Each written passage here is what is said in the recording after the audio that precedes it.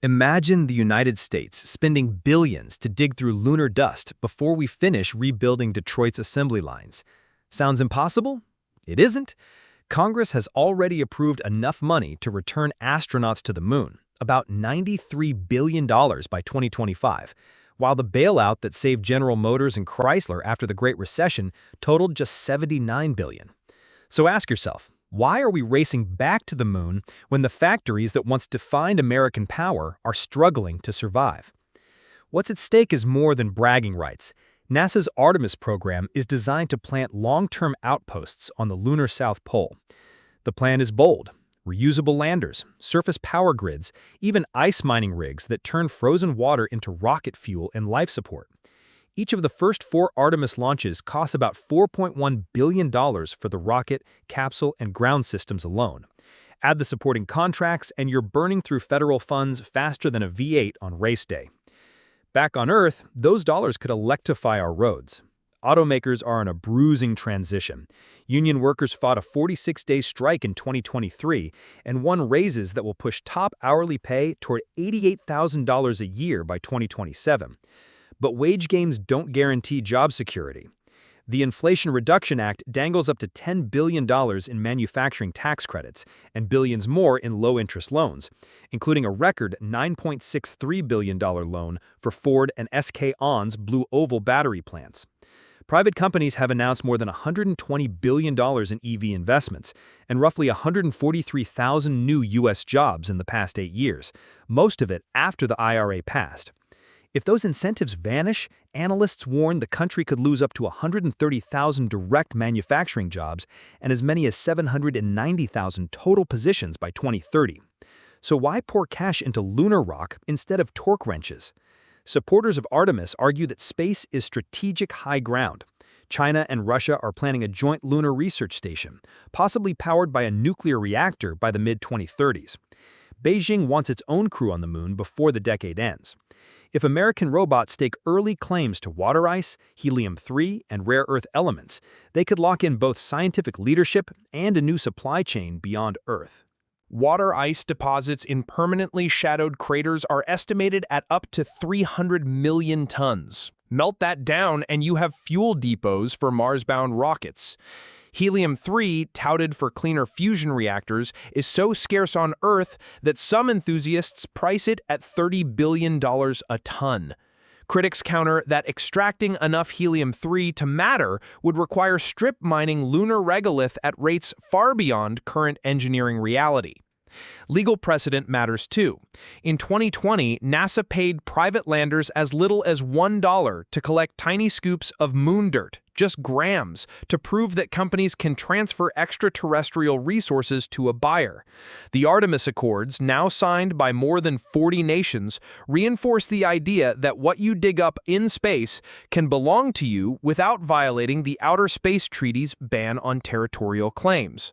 Once that principle sticks, commercial firms, from startups funded by Silicon Valley to aerospace giants hungry for post-satellite revenue, see lunar mining as an inevitable market. Still, every dollar shot skyward is a dollar not spent reinforcing the Rust Belt. Consider scale. One Space Launch System flight equals the combined annual budget of Department of Energy loans and IRA plant conversion grants that help automakers retool for batteries. A single lunar mission delay can wipe out savings that Detroit's managers fought to squeeze from production lines. There's also timing. Artemis technology is breathtaking, but unproven at scale. No one has run an excavator in airless minus 280-degree Fahrenheit darkness where dust is as sharp as ground glass. The first robotic test drills will be the size of a dorm refrigerator. By contrast, battery megafactories are pouring concrete today. 34 plants are operating, under construction, or planned across the United States. If everything stays on track, domestic pack output could support more than 1 million electric vehicles a year before astronauts even step onto lunar regolith. And yet, walking away from the moon could carry hidden costs. A decade ago, Washington canceled the Constellation program and ceded low Earth orbit crew launches to Russia for nearly 10 years. That gap spurred the rise of SpaceX and commercial crew capsules, but it also meant paying Moscow hundreds of millions for seats. Lose momentum again, and America might buy tickets from a Chinese lunar lander in the 2030s. So where does this leave the average viewer? The coder in Austin, the machinist in Ohio, the policy nerd tracking Elon Musk's every tweet. It leaves us with a real dilemma. Federal budgets aren't infinite. If Artemis keeps its current cadence, Congress will sink well over $100 billion into lunar exploration before the decade is out. Meanwhile, the same lawmakers debate whether to extend tax credits that keep EV prices within reach of the middle class. None of this is purely economic. It's also cultural. The moonshot resurrects a sense of frontier optimism. A thriving auto sector secures family wage jobs and preserves a century-old symbol of American freedom. Choosing between rockets and roads is like asking the country to pick its favorite child of innovation. Yet maybe the question is framed too narrowly. We could demand that Artemis budgets include ironclad technology transfer clauses, sending breakthroughs in autonomous digging, cryogenic storage, and power management straight into domestic manufacturing. We could also insist that the next round of EV incentives rewards not just battery output, but apprenticeship programs that channel aerospace precision into automotive assembly.